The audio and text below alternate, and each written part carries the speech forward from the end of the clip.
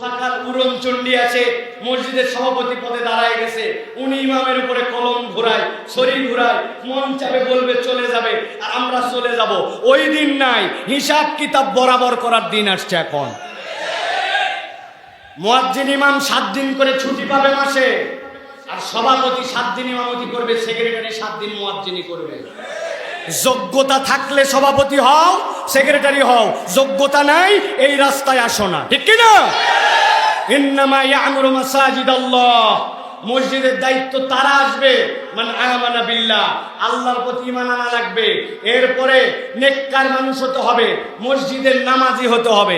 আপনি নামাজ পড়েন না, সভাপতি মারান, ওই দিন শেষ। সবার ছুটি লাগে, ইমাম মুয়াজ্জিনের ছুটি লাগে না। একদিনের ছুটির জন্য 3 দিন শেষরাবে, ওগুলা কোনো নাই। মাসিক প্ল্যানই থাকবে, কোন 7 দিন ইমাম থাকবে না, কোন 7 দিন মুয়াজ্জিন থাকবে না, কথা শেষ।